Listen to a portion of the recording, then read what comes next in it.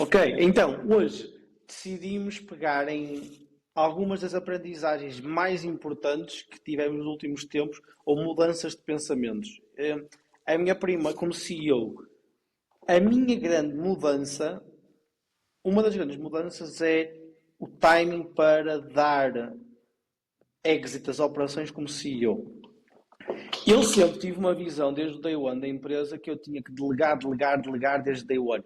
Porque eu sempre achei, logicamente, tipo, ok, se eu não delegar isto, depois não consigo fazer outras coisas e eu tenho que estar a pensar no negócio, tenho que estar a estruturá-lo.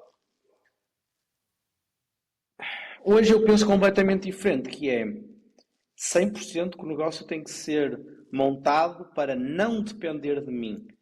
Mas o negócio, pelo menos o meu, é muito, muito, muito pequeno para eu pensar em só ter um point of contact. Um point of contact tem que ser tipo o meu COO e dizer, só o meu COO é que fala comigo e o resto da equipa toda já não fala comigo, que era o que eu tinha idealizado e percebi que isso não faz qualquer tipo de sentido. Porquê?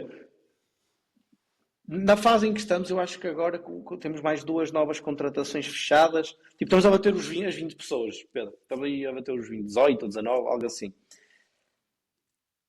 Nós, a cultura, empresa, por isso, 20 pessoas, este ano estamos projetados 2,5, estamos bem encaminhados para isso. Eu sou tão pequeno, estou no meu segundo ano fiscal na sua totalidade da empresa, que o bebê ainda não está pronto para o pai voltar ao ativo e não ficar em casa com ele.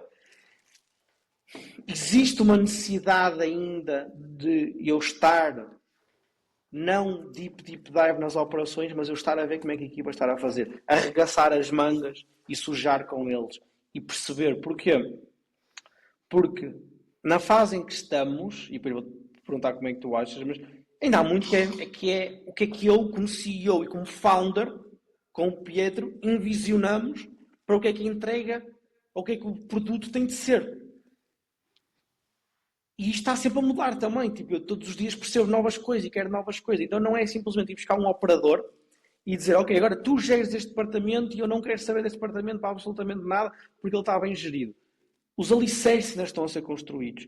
Nós ainda não percebemos a 100% o que é que nós vamos fazer nos próximos 10 anos. A entrega em si, exata, ainda não está estruturada ao ponto de saber, ok, a chapa 4 é isto, e vai sempre melhorar um bocadinho aqui ou ali. Tipo, eu de 3 em 3 meses estou a revolucionar a empresa.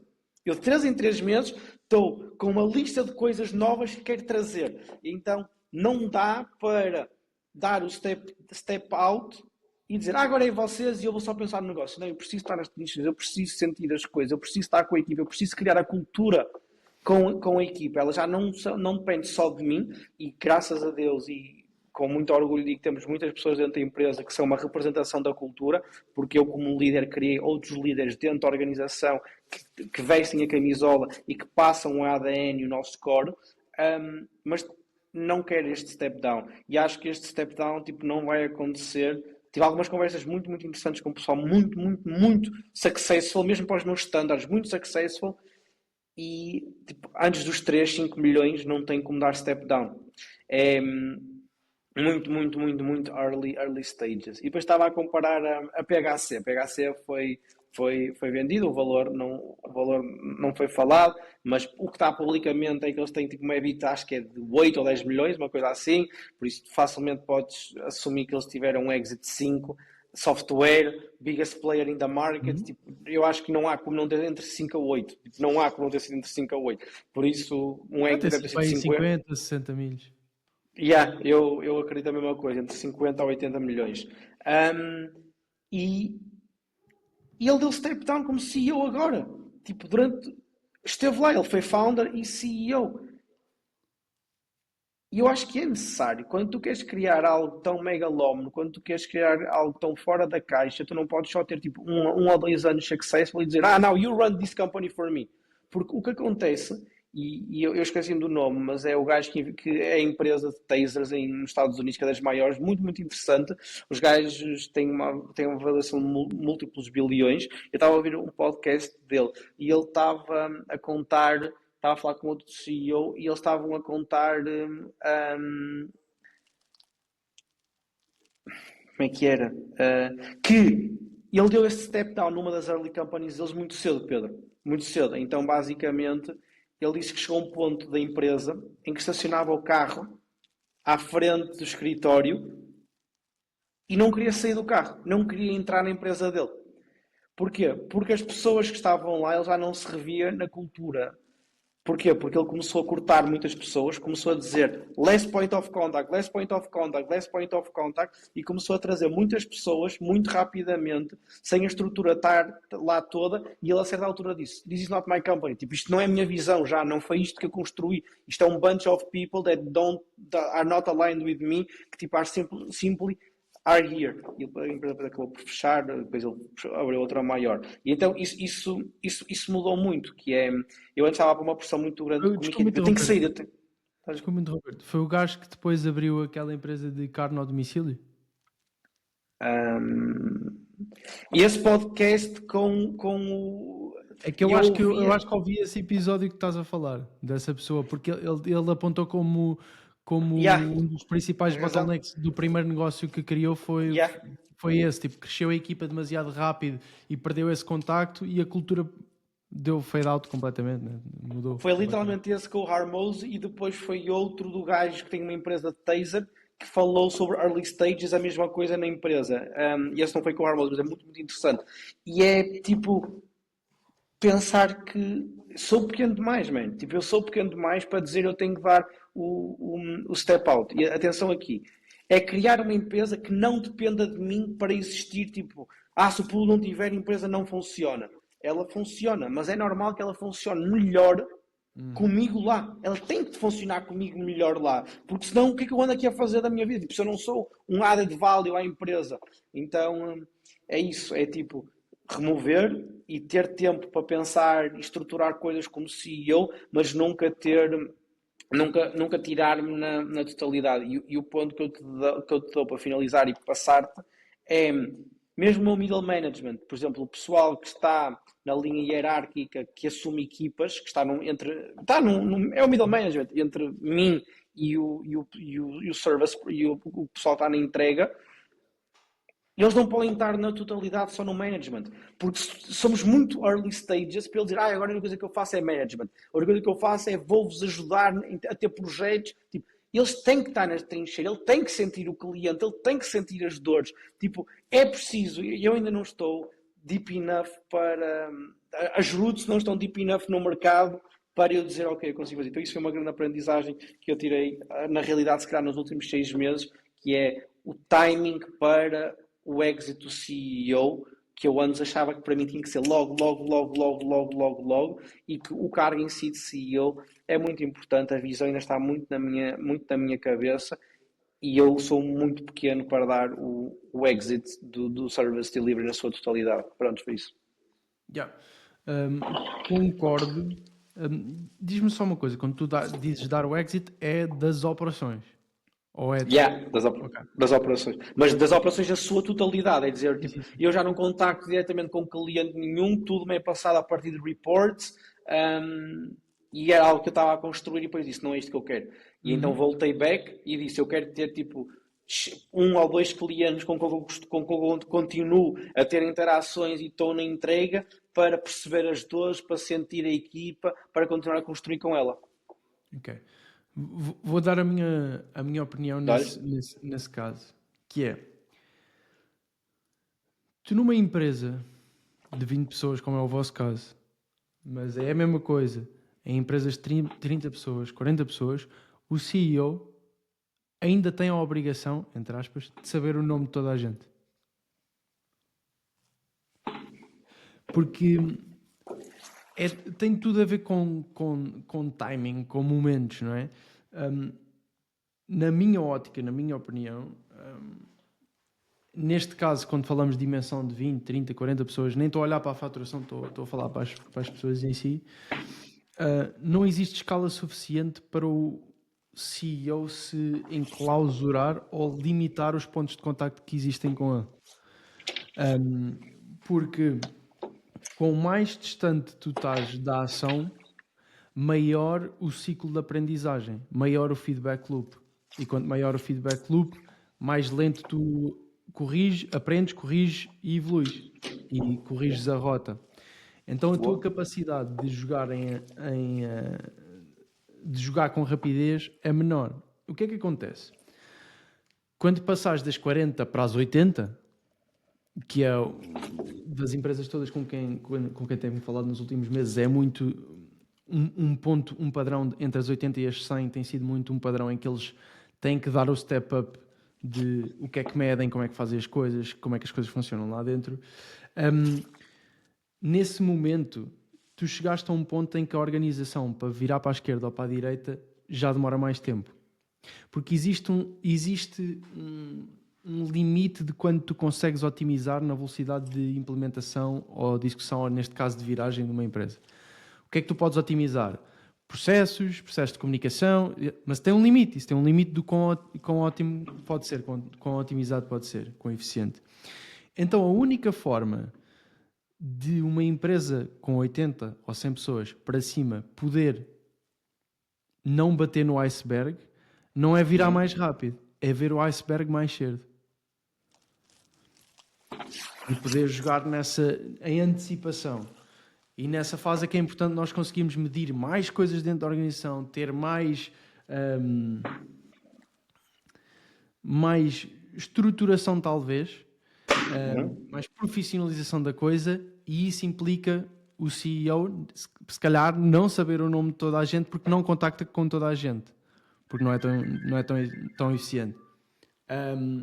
Então, eu acho que no teu caso, no meu caso, e se calhar nos nossos casos daqui a 12 meses será mais ou menos a mesma coisa, nós ainda vamos ter a obrigação de saber o nome de toda a gente e de estar envolvidos, não digo a prestar o serviço, mas saber claramente o que é que se passa no day-to-day. E embora nós tenhamos esta ideologia de acreditamos, com base na experiência das outras pessoas, que o CEO chegará à altura que só trata com tipo leadership ou algo do género, porque deixa de conseguir ter contactos com toda a gente, agora ou daqui a 12 meses não será esse momento. Yeah. Mas Diz. vê se concordas isto comigo. Eu vejo muitas empresas, porque há aqui um sweet spot que é não sair too early, mas o que acontece é que grande parte das empresas nunca sai. Porque as empresas nunca ganham maturidade suficiente para não depender do CEO para existir. Então mas quando tu queres criar uma empresa de sucesso, na minha definição de sucesso, tu a certa altura tens que o fazer. Por isso não é dizer, eu não quero que ninguém que esteja a ouvir isto em casa diga, ok, boa, eu também vou continuar. Ok, man, mas tipo, se a empresa depender de ti para existir, se tu fores de férias e a empresa a certa altura começar a crescer é porque estás a montá-la mal feita. O que eu estou a dizer aqui é, ela não depender de ti para existir e tu por opção continuas lá envolvido porque sabes que tu ainda tens a visão e tu tens a profundidade que podes meter, mas não é tipo, se o público não aparecer hoje na equipa de Service Delivery, a equipa de Service Delivery vai-se embora. Não, existe um diretor, existe um senior, existe um sénior, tipo, existe lá a estrutura toda. Então, isso é um ponto muito, muito, muito... São coisas completamente diferentes, Brunos. Então, isso é bem importante, que temos que separar mesmo as águas, que é diferente dizer que uma empresa que precisa do CEO ou do founder para funcionar está mal construída, é diferente dizer isso de o CEO não é necessário. É completamente diferente, porque senão, imagina, empresas, e estamos a falar especialmente de empresas privadas, não associações públicas, nem nada disso, o main goal acima de tudo é fazer dinheiro.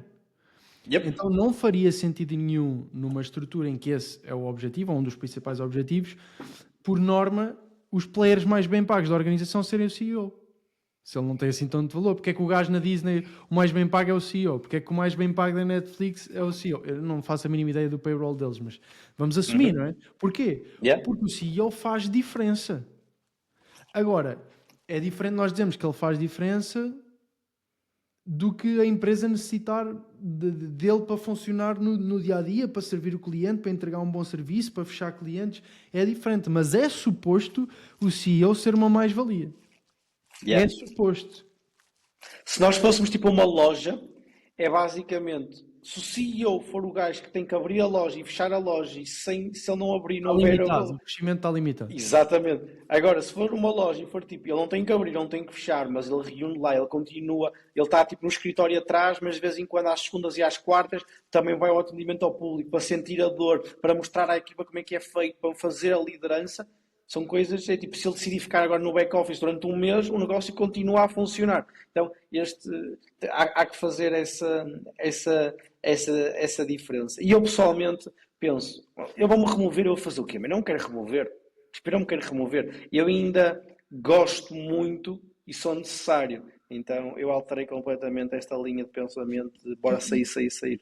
E deixa-me dizer, porque isto deve ser a segunda vez que nós estamos a gravar um episódio sobre listarmos aprendizagens que tivemos nos últimos meses. Tipo, o próprio podcast é aprendizagens como CEO. E é porque nós, de 3 em 3 meses, ou 4 em 4 meses, o que seja, temos aprendizagens diferentes. Então é normal, e tenho a certeza que vai acontecer mais vezes, nós vamos fazer mais episódios cujo título há de ser este, tipo, as aprendizagens que tivemos nos últimos meses. Porque isto vai mudando, nós vamos percebendo mais coisas, a equipa vai crescendo, os desafios são diferentes, nós falamos com pessoas diferentes e vamos reajustando aquilo que é o nosso posicionamento, a nossa função e a nossa capacidade como CEOs neste caso. Portanto, isso é perfeitamente normal, estava só a fazer este heads up e devia ter feito no início. Vou dar a minha primeira, da minha lista, que é: os ganhos não são proporcionais. O que é que isto quer dizer? Imagina que para nós subirmos do nível 0 para o nível 1 precisamos de investir 100 horas. 100 horas, disseste? Sim, 100 horas. Ok. O número a seguir ao 99, 100. Imagina. Ok. E imagina que ir do nível 1 para o nível 2 são também 100 horas.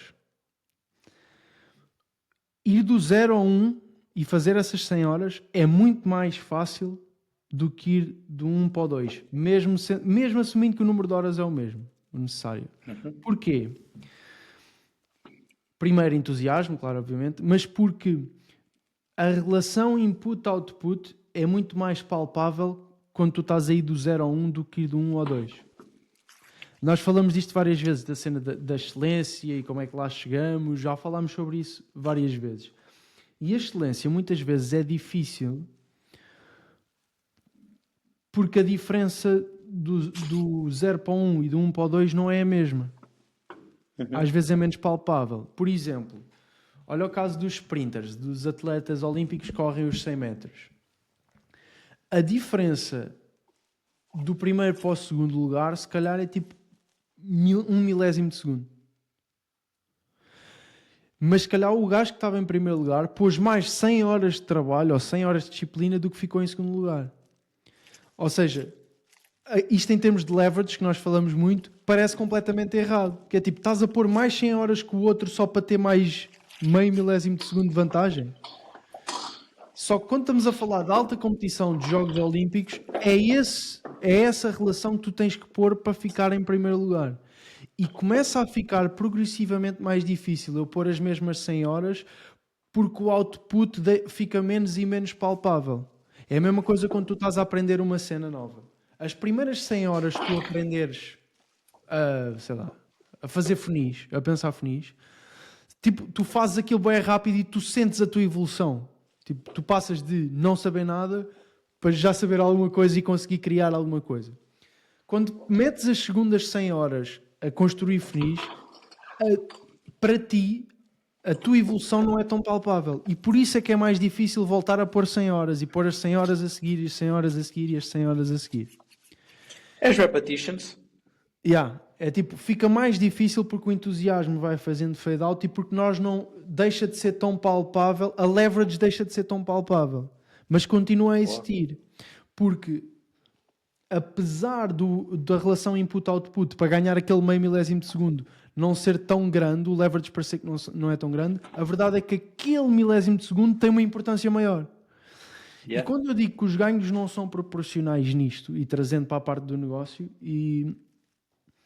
é que imagina, imagina que o nível 1 é faturar 1 milhão e que o nível 2 é faturar 2 milhões.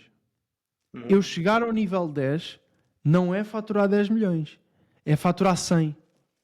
Yeah. Os ganhos não são proporcionais. Porque o número de pessoas que é capaz de ir do 1 para o 2 e do 2 para o 3 vai se tornando cada vez menor. E por causa disso o meu ganho é superior também.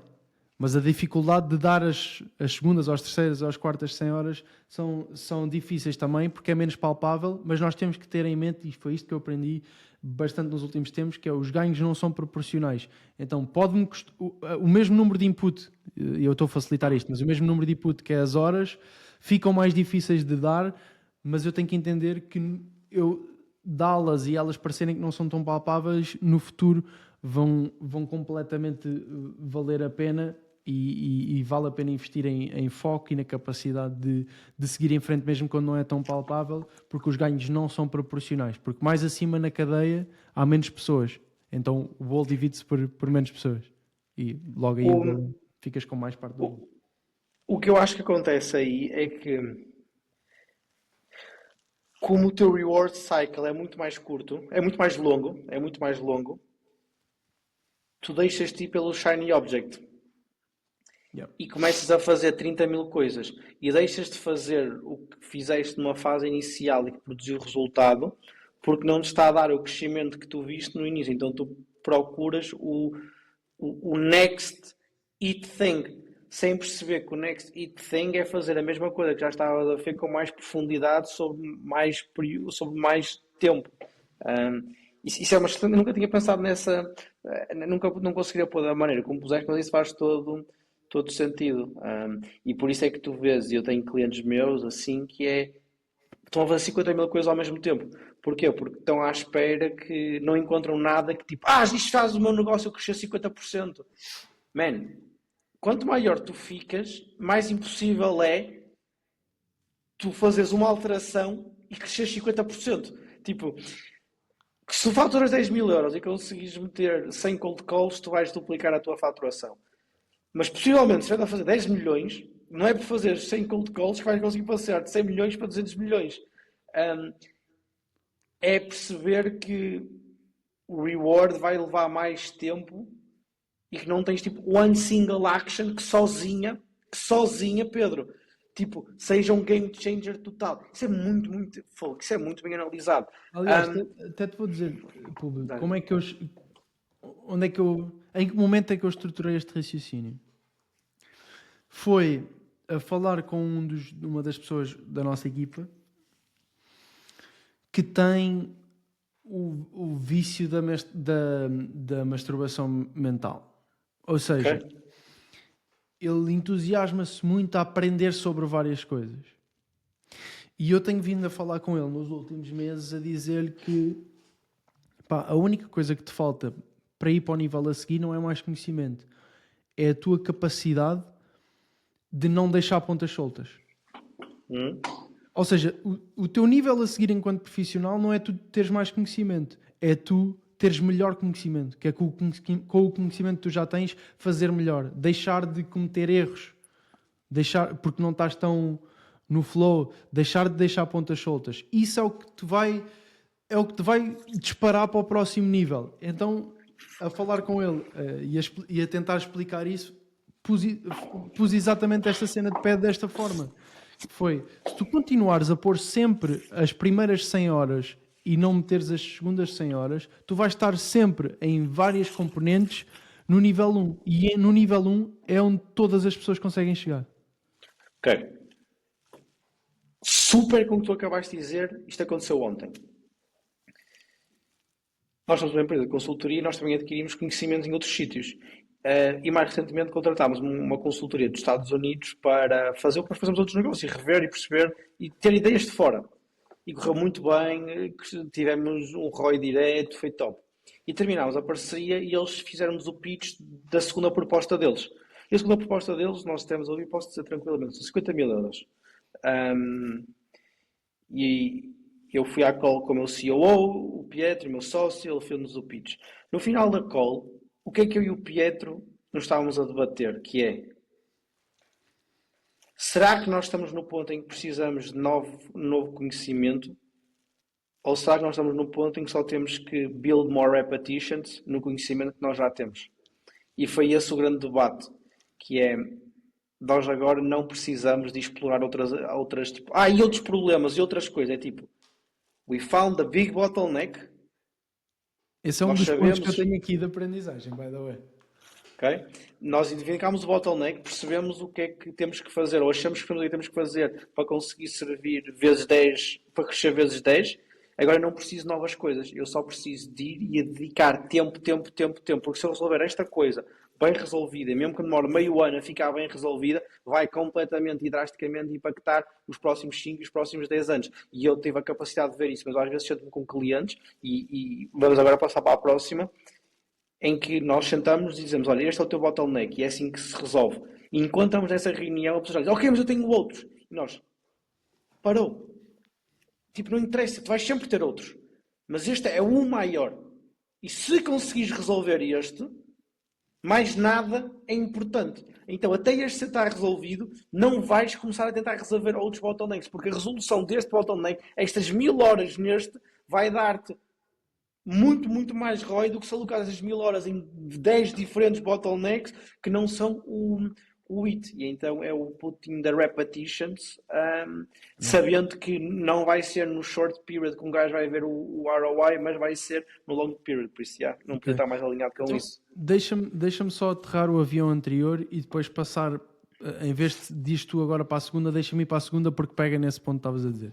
Mas aterrando o avião anterior, trazendo isto para aquilo que eu acredito que seja a vida de muitas das pessoas que estão a ouvir isto, porque se são empreendedores ou se querem ser empreendedores ou whatever, estão sempre a ter ideias de criar merdas e novos produtos e novos serviços e esta cena que era, etc. Vocês criarem uma empresa e levá-la para o nível 1 e depois têm outra ideia e criam a segunda empresa e levam ao nível 1 e etc, e vamos assumir que o nível 1 é 1 milhão só para facilitar as contas. Se vocês fizerem isto 5 vezes, têm 5 milhões. Ok? Se vocês gastarem essas 500 horas, e estamos, novamente estou a facilitar só a matemática, portanto 100 horas em cada uma das empresas a levá-las para o nível 1, se vocês investirem essas 500 horas numa só Empresa. no caso, vocês não vão estar no nível 5, vão estar no nível 10. E o nível 10 são os 100 milhões. Ou mesmo que subam até ao nível 5 com uma empresa, garanto-vos que o nível 5 de uma empresa não são 5 milhões. Porque é proporcional. Então, vocês... E desculpa, só aqui para... Não, dá.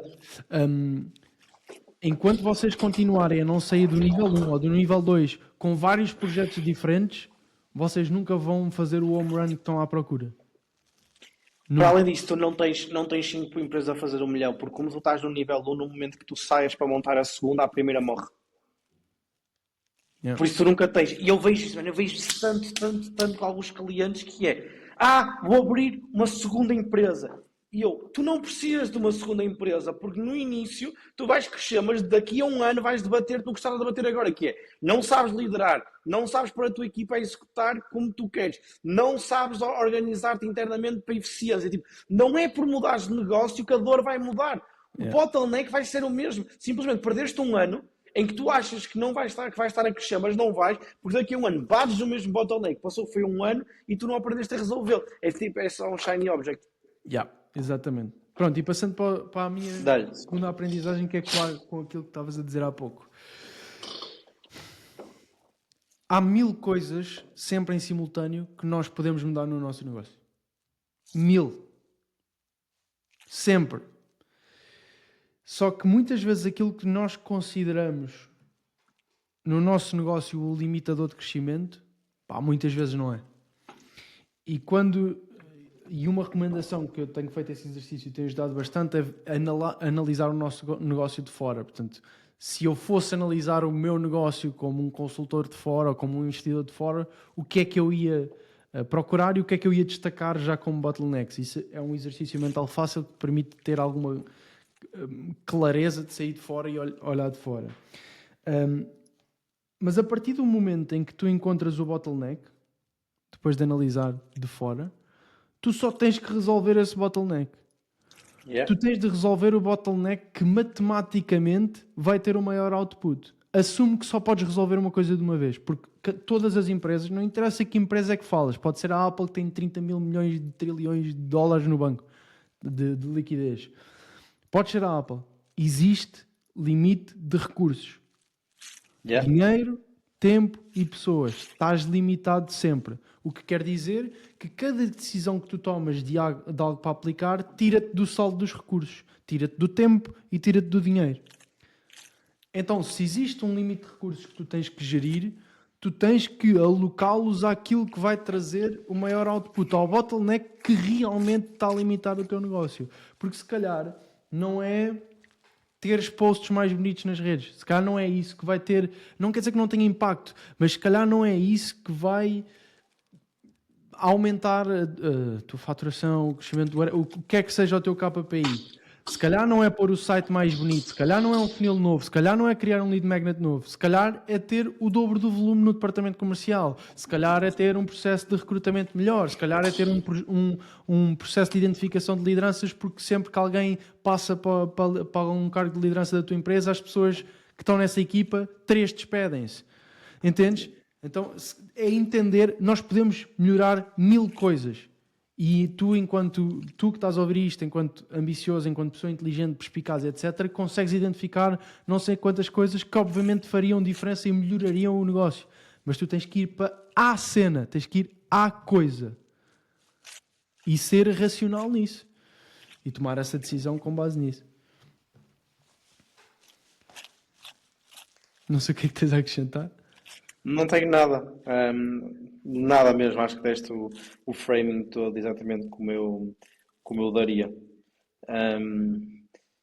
Passando, olha, eu hoje, acho que isto vai ficar tipo 2 horas. Mas espera, e desculpa, Pablo. E isto é o trabalho do CEO. Porque tu vais ter ideias para melhorar a empresa, as pessoas que estão a trabalhar para ti, líderes de equipa, as pessoas que estão em equipas, vão-te trazer ideias e tu tens de ter a capacidade de pôr isso no whiteboard e medir matematicamente o que é que vai ter mais peso ou não e tomar decisão com base nisso. Pronto, mas é o teu trabalho como CEO. Uma das estratégias que eu faço é dizer que não à partida logo a tudo. É tipo, pô, temos uma nova ideia e queremos... Não. Tipo, porque se tu fores o aberto ao sim, tu andas sempre a correr atrás da cauda do cão. Na minha ótica, andas sempre em loop. Então, mesmo a aplicação de novas ideias, Pedro, olha, eu acabei de mudar a minha segunda e vai ser a minha última hoje, que é a quantidade de coisas que eu consigo mudar em simultâneo. Quando éramos 4 ou 5 pessoas, eu conseguia mudar a empresa da noite para o dia. Eu conseguia mudar isso. Conseguia dizer, olha, amanhã já não servimos este ICP, o script já não é este, a nossa oferta é esta. Está tudo ready? Ok, dá-lhe.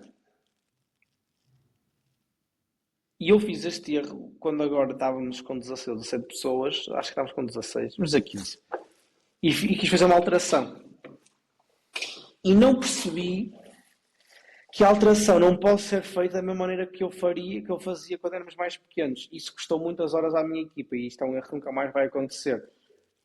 A próxima vez que eu quiser fazer uma alteração estrutural, vamos dizer, à oferta, ou ao serviço, ou ao departamento, vai ter que ser feito, e já está a ser feito, entre mim e mais 2 pessoas, em forma privada, com muito tempo de bater bolas, tempo não, mas com volume para bater bolas, montar um plano de mudança, mudar um plano de formação, pôr datas, definir KPIs. E só quando as coisas estiverem muito mastigadas e prontas para serem entregues, é que são dadas de biberão à restante equipa. E a mudança e essa alteração tem que ser tão bem organizada que desliza simplesmente slides in easy, sem ter um choque térmico, sem ser, ok, nós agora vamos revolucionar tudo, o que é que vocês acham disto tudo? É tipo, ok pessoal, vamos mudar, nas próximas semanas, é isto que daqui a meio ano temos que atingir isto.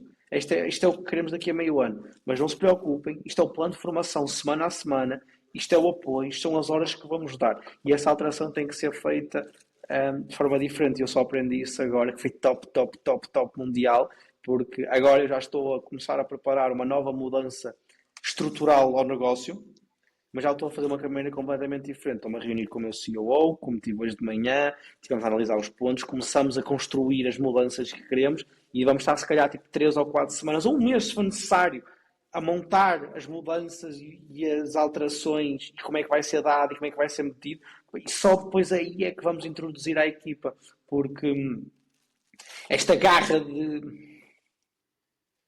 Nós como CEOs e como founder CEO, quantas vezes é que nós não tivemos que mudar a empresa e as ofertas para garantir que não íamos ao chaco?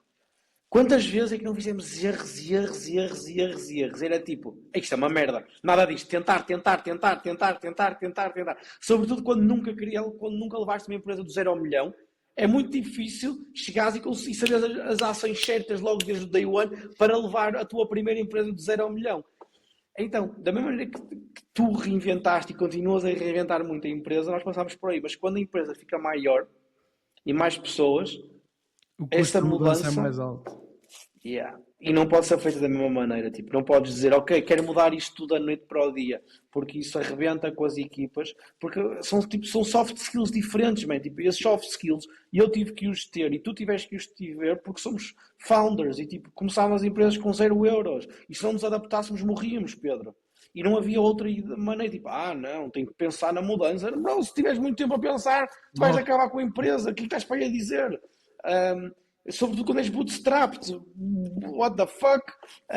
Por isso essa mudança foi uma grande aprendizagem que eu fiz nestes últimos meses, que é, eu já sou pesado o suficiente para não conseguir ter que alterar, fazer mudanças com a velocidade. E que tipo, mesmo que eu queira ser uma lancha, não vou ser uma lancha para sempre. E tipo, simplesmente tem de ser um petrolífico que consegue ir rápido. Então, ou ir mais rápido com um petrolífico normal, mas sei sempre um petrolífico e não consigo estar tipo pau, porque a equipa, os contentores, as pessoas que estão lá dentro não estão habituadas a essa mudança e faz-lhes muita confusão. Então, essa foi a minha grande aprendizagem estes meses. Aí tem duas coisas, que é... Três coisas. Primeiro de tudo, isso vai ficando progressivamente mais difícil. O custo da mudança é maior porque é mais difícil de implementar, é mais difícil vender a pessoas, porque são mais pessoas a vender a ideia, estás a ver? Fazer a adaptação. Se não correr bem, o custo é maior também. Então... E o custo, deixa só dizer, já nem é só o dinheiro direto, é as horas das pessoas que foram alocadas para uma mudança, que depois tipo, afinal já não é isto, é tipo, é muita hora que foi alocada para aquilo ser tentado que depois não resultou. Continua, desculpa. E tudo o que é flutuação da eficiência da equipa nesse período, tudo o que é flutuação da motivação, que isso nem consegues medir diretamente. Pois não. Vai sempre ser em intervalos.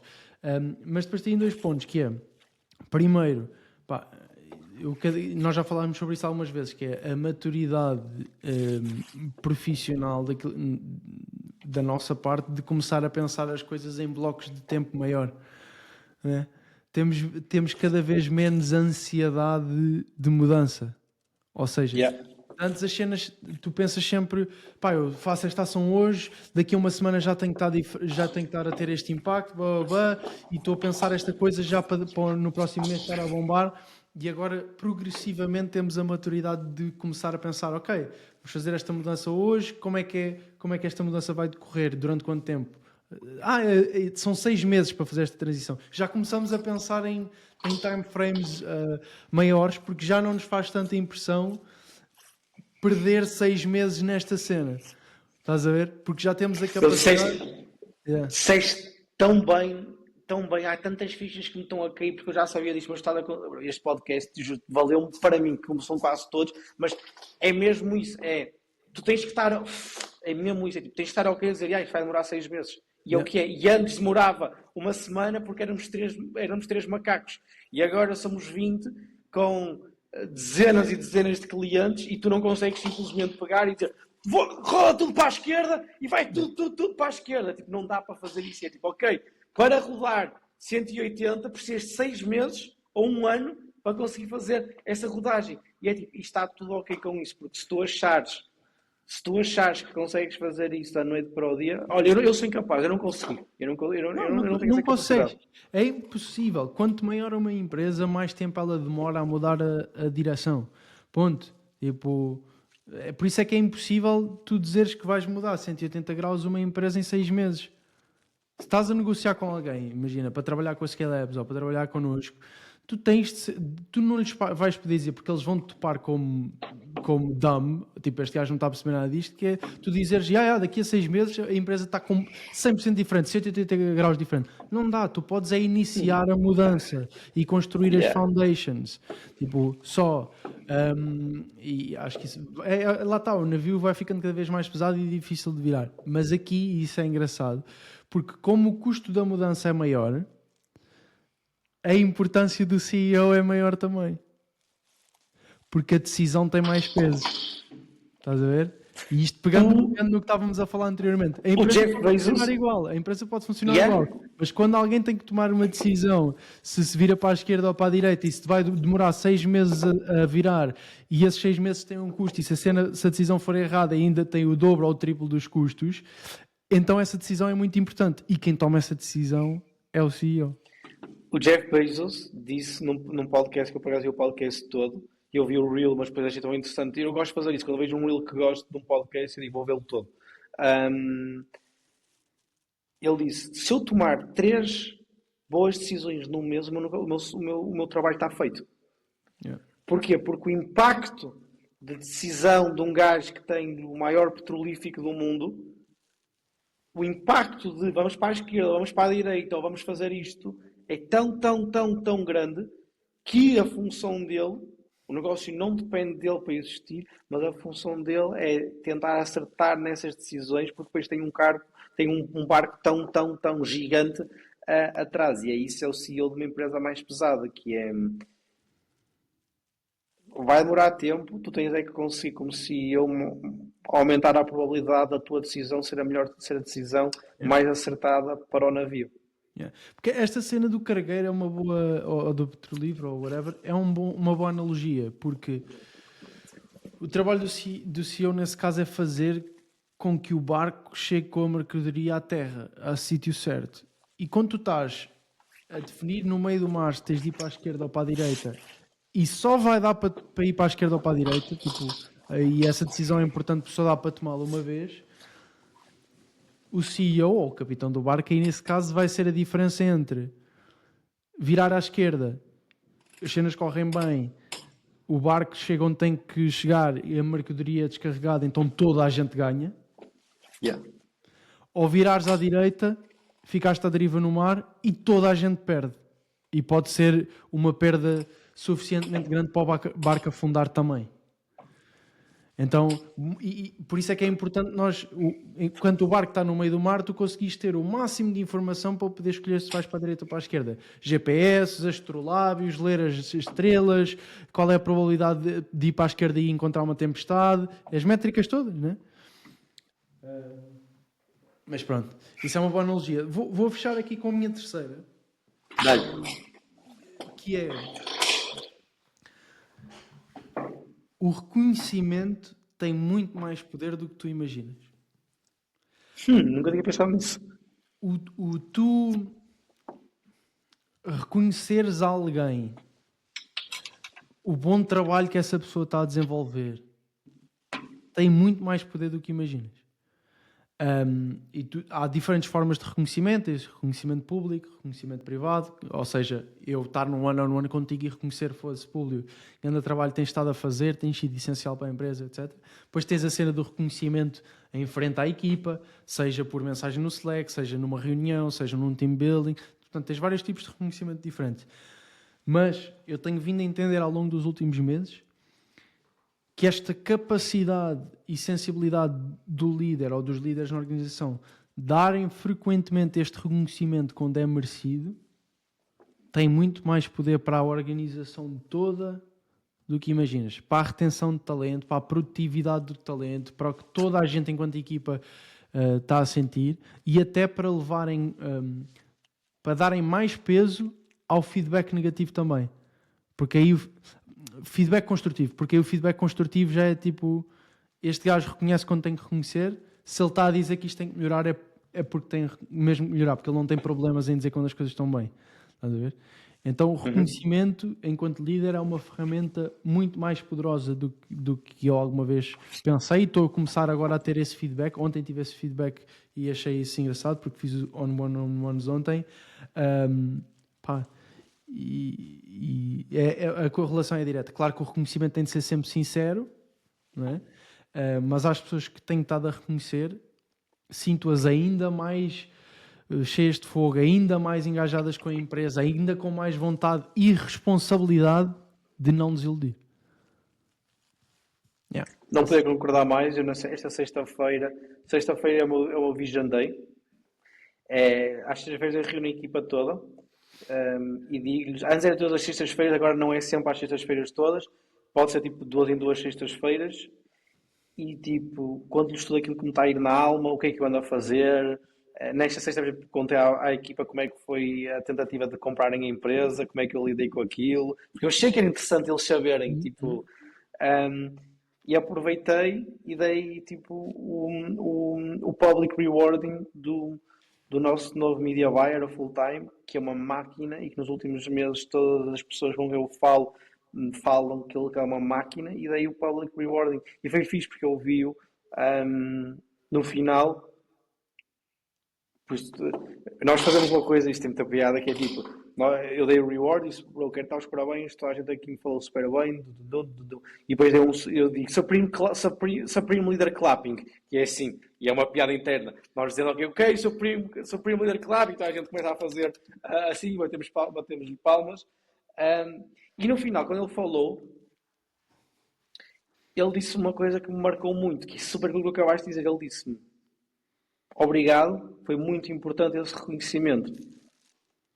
E essa frase, foi mesmo essa frase, tipo, foi muito importante esse reconhecimento. E eu peco porque no final do dia eu trabalho, a minha cabeça acho que trabalha de uma maneira diferente, Pedro.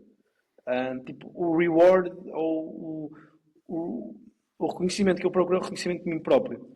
É tipo, é eu olhar ao espelho e dizer, eu estou a dar o máximo de mim. E eu não preciso, tipo, que o meu CEO ou que o meu diretor, não sei o que mais, que diga, olha, Paulo, parabéns. Tipo, genuinamente, that's not a thing for me. Porque eu sou tão exigente comigo próprio que eu é que tenho que fazer essa análise comigo, a mim próprio. Mas isso é a minha cabeça. E não é a cabeça do pessoal que trabalha nesta visão em conjunto. E essa mensagem, essa frase que ele disse bateu muito, e agora que eu gostava de dizer também. Sabes qual é a cena? Eu até diria triste. Isso bate muito porque infelizmente não é comum. Yeah.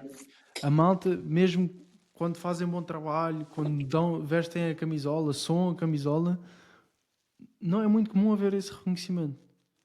Yeah. E por isso é que faz tanta diferença. E tipo, é o mínimo.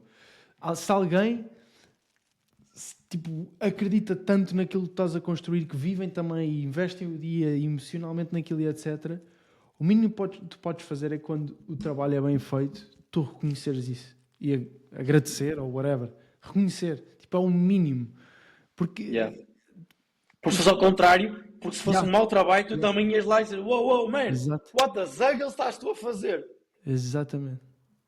Exatamente. Lindo. Olha, mais um grande podcast. Posso já dizer que mal termino este podcast, vou fazer 3 coisas. 3 horas que não vou dizer agora o que é, mas vou fazer 3 coisas que, enquanto estávamos a falar, assim, eu tenho que fazer isto. E vou agora fazê-las quando terminar este podcast.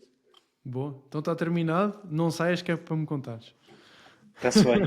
Vá, até para a semana.